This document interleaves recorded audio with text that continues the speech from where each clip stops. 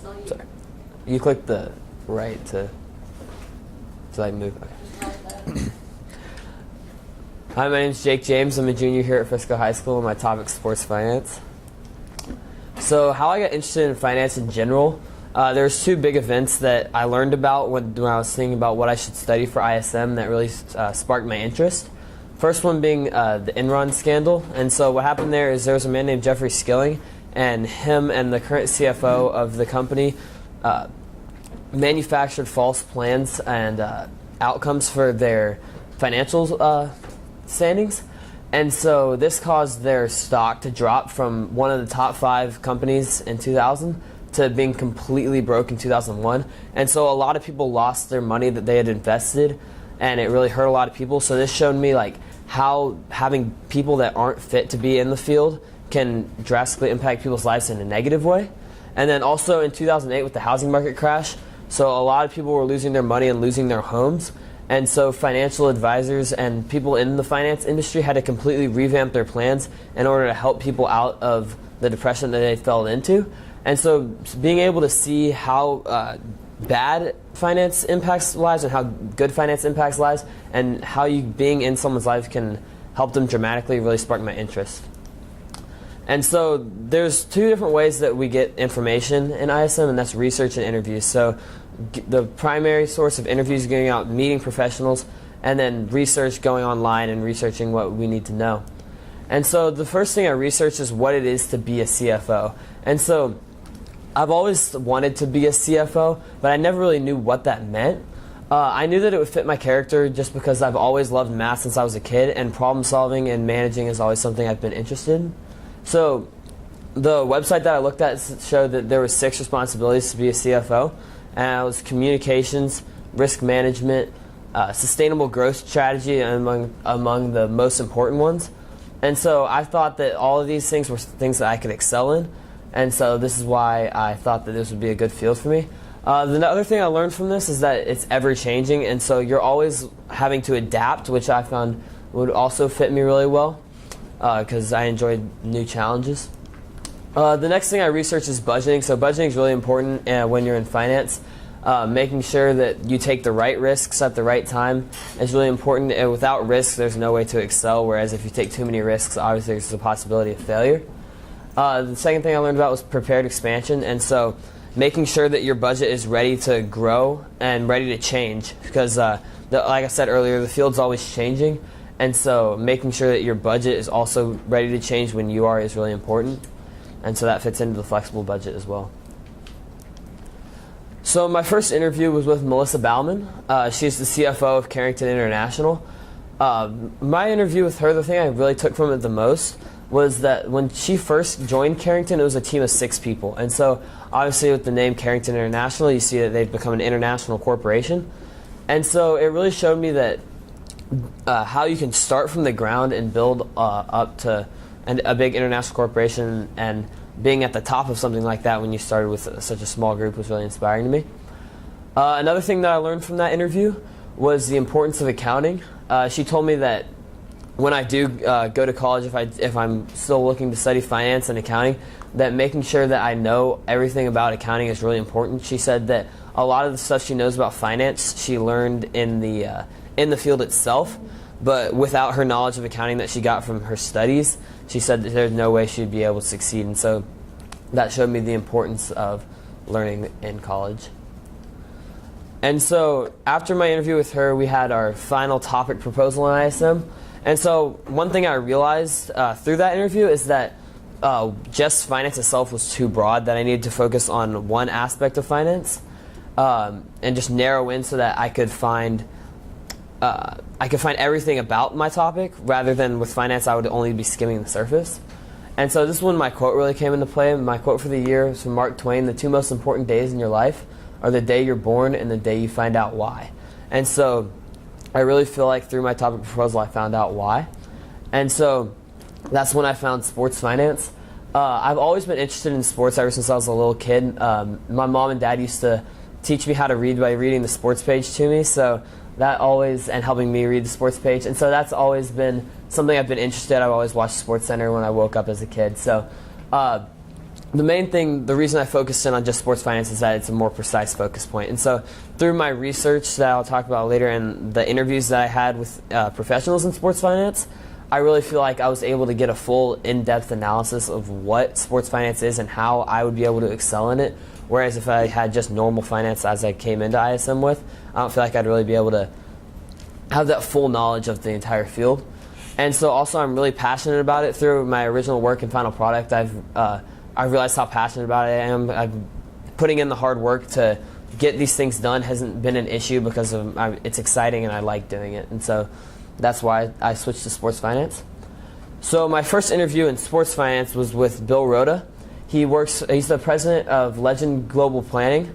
And so pretty much what he does research on the markets for certain sports teams as well as their budgets and project management such as like ticket sales, suite sales, stadium construction and things like that. And I thought that was really interesting because he's like, for sports finance, the broad spectrum of it, he's able to work with a bunch of different teams. I know his team works with the Yankees and the 49ers and a lot of different, and USC and a lot of different sports teams. I know they work with a soccer team as well. So like he's able to get his hand in a bunch of different pots, as you could say. And also, while I was there, I was allowed to interview with his partner, Adam Kearns. And so this was another example, along with Melissa, of working your way up. Mr. Rhoda came into the company at a high point because of his work experience, whereas Mr. Kearns came in as like an entry-level position.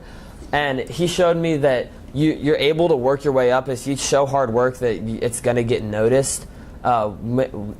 Even though at the beginning there's not necessarily that much fulfillment in an entry-level position, through hard work you're able to accomplish your dreams, and so that was really important.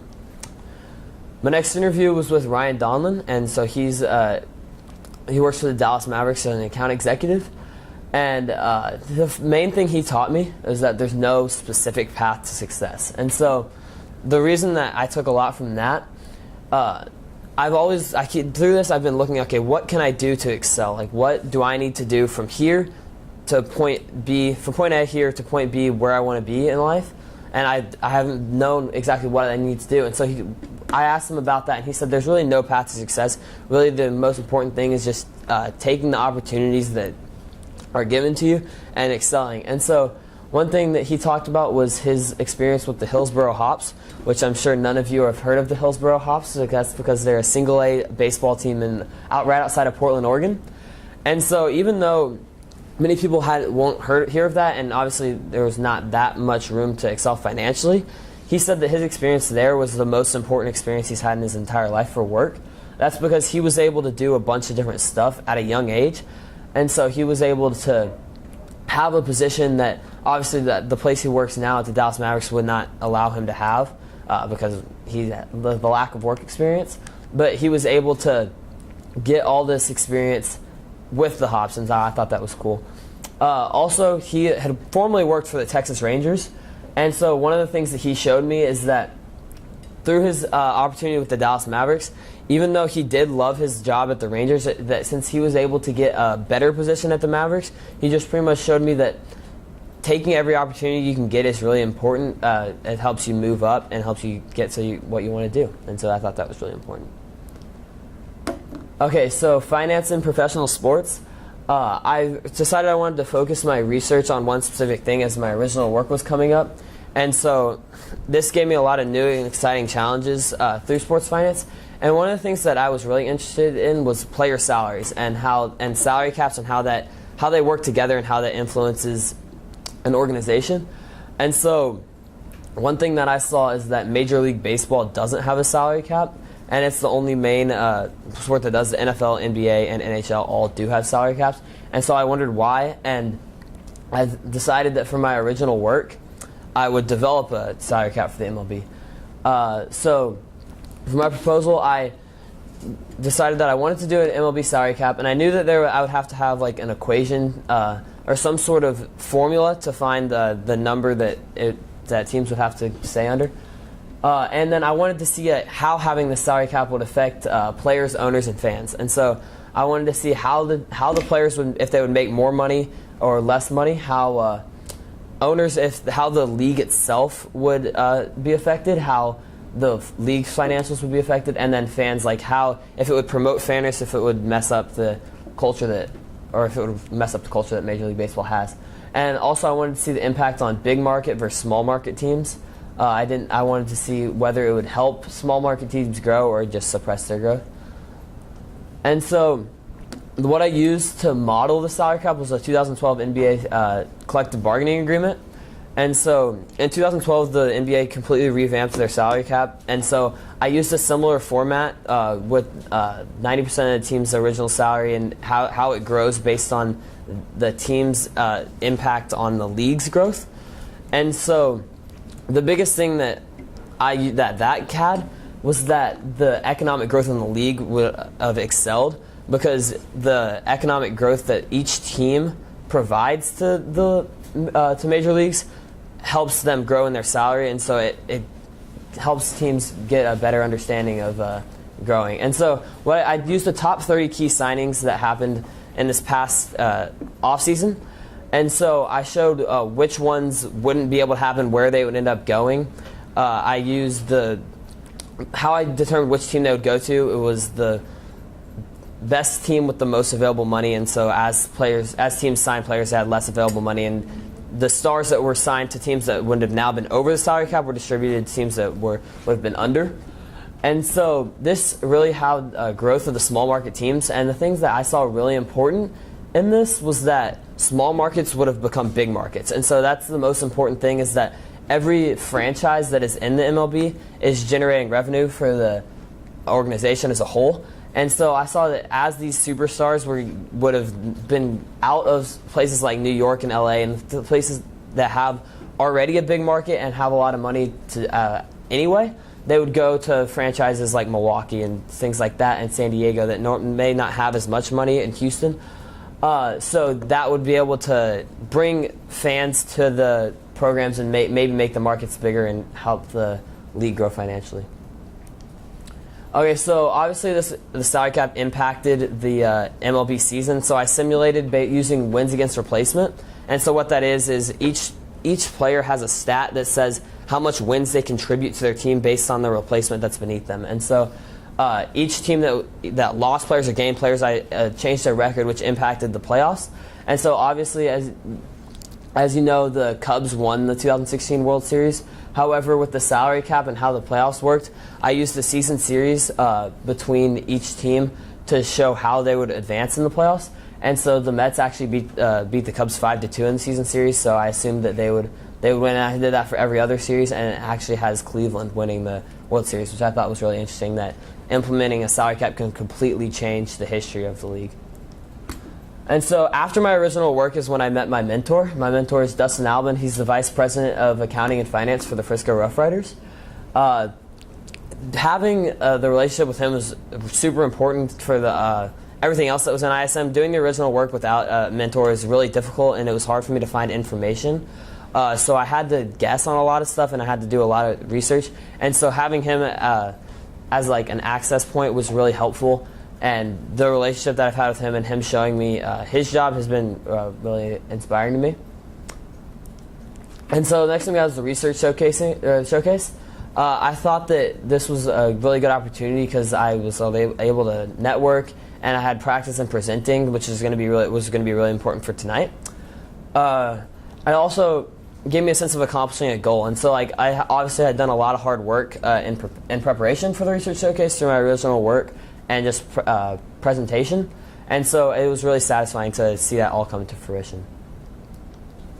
And so the next thing after that was the final product.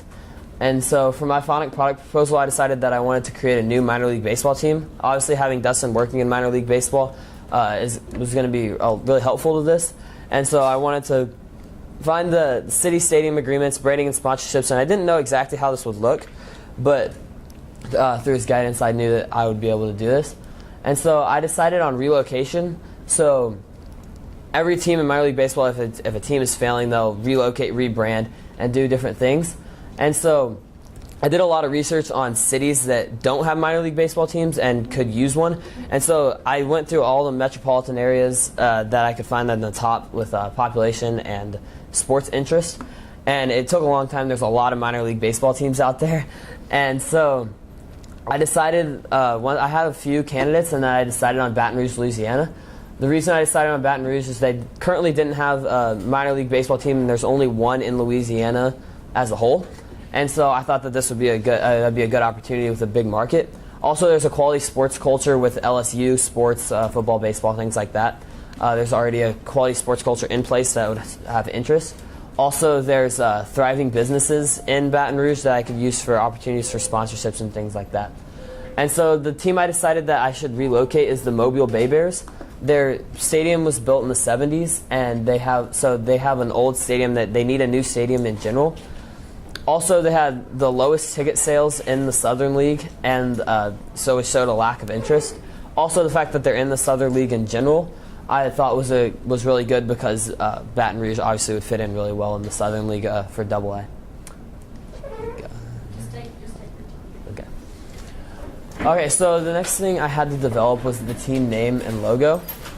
Should I stop or? Okay.